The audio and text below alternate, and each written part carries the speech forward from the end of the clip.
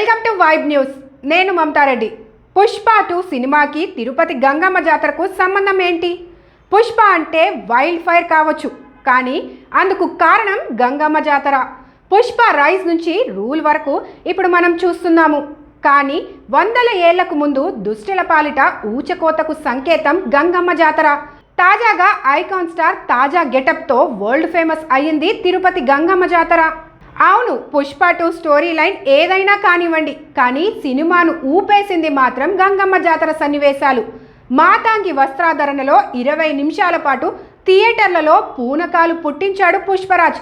శక్తి స్వరూపంగా అర్ధనారీశ్వర తత్వానికి అర్థం పట్టేలా కాళ్లకు గజ్జెలు, కళ్ళకు కాటిక పెట్టుకొని చీరకట్టులో ఒంటి నిండా నగలు ధరించి తీక్షణమైన చూపుతో మెడలో నిమ్మకాయల దండతో తాండవం చేస్తాడు పుష్పరాజ్.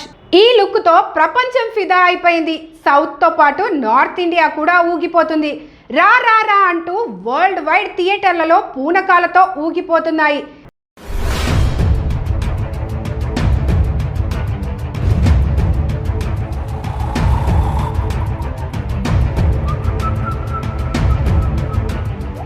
ఈ జాతర వెనుక చారిత్రక పౌరాణిక గాథలున్నాయి.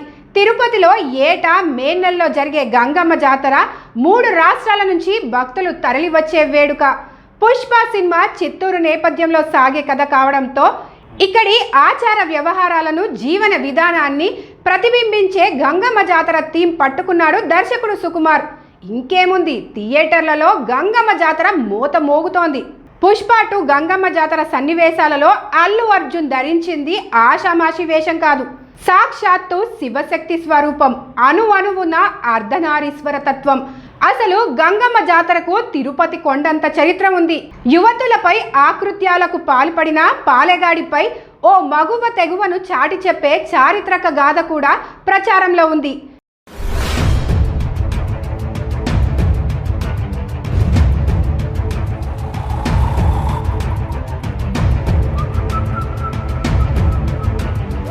దాదాపు 900 ఏళ్ల క్రితం రాయలసీమ అంతటా పాలెగాల హవా నడిచింది. వాళ్ళలో చిత్తూరు పాలెగాడు మహా దుర్మార్గుడు, ఏ అమ్మాయిని వదలని కామాంధుడు. తన ఇలాకాలలో యుక్త వయసుకు వచ్చిన ఆడపిల్లలపై అగత్యాలకు పాల్పడేవాడని, కొత్తగా పెళ్లైన వధువులంతా మొదటి రాత్రి తనతోనే గడపాలని ఆంక్షలు విధించేవాడని చెప్తారు. వాడిని అంతం చేయడానికి సాక్షాత్తు అమ్మవారే గంగమ్మగా అవతరించిందని నమ్ముతారు. మహిళలను కాపాడేందుకు తిరుపతి 2 కిలోమీటర్ల దూరంలోని అవిలాల గ్రామంలో అమ్మవారు గంగమ్మగా పుట్టిందని భక్తుల విశ్వాసం. యుక్త వయసుకు వచ్చిన గంగమ్మపై కన్నేసిన పాలెగాడిపై ఆ తల్లి విశ్వరూపం ప్రదర్శిస్తుంది. ఆమెకు భయపడి పాలెగాడు పారిపోయి తిరుపతిలో ఓ చెట్టు త్వరలో దాక్కుంటాడు. ఆ దుష్టుడిని వెతుకుతూ మొదటి రోజు బైరాగి వేషం, 2వ రోజు బండ వేషం, 3వ రోజు తోటి వేషాలు వేసిందంట గంగమ్మ. 3 వేషాలు వేసిన పాలెగాడు కనిపించకపోవడంతో 4వ రోజు దొరవేషం వేసింది గంగమ్మ. దొరవేషం వేయగానే తన ప్రభువైన దొర వచ్చాడనుకొని పాలెగాడు బయటకు వచ్చాడంట. వెంటనే అతన్ని చంపిన గంగమ్మ దుష్ట శిక్షణ చేసిందని భక్తులు చెప్తూ ఉంటారు. మహిళల మాన ప్రాణాలు హరించిన ఆ పాలెగాడిని రుద్ర రూపం, ఆదిశక్తి రూపంలో అమ్మవారు అంతం చేసినందుకు కృతజ్ఞతగా తిరుపతి ప్రజలు ఏటా వారం రోజుల పాటు గంగమ్మ జాతర నిర్వహిస్తారు. రకరకాల వేషాలతో ఊరంతా తిరుగుతూ నృత్యాలు చేస్తారు. తమ కోరికలు నెరవేరిన భక్తులు మాతాంగి వేషంలో గంగమ్మ ఆలయానికి వచ్చి మొక్కులు చెల్లించుకుంటారు. రాజకీయ నాయకులు కూడా ఇందుకు అతీతం కాదు.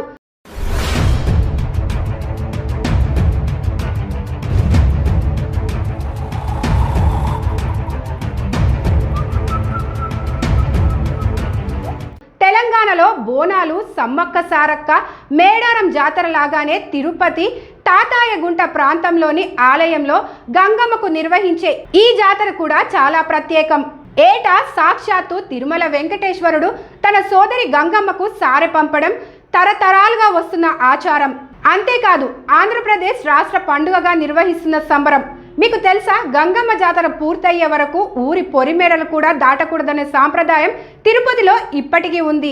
గంగమ్మ జాతరలో భాగంగా మొదటి 3 రోజులు రకరకాల వేషాలు వేసిన పిల్లలు, భక్తులు అందరినీ నోటికి వచ్చినట్లు బూతులు తిట్టడం తిరుపతి చుట్టుపక్కల ప్రాంతాలలో కనిపిస్తుంది.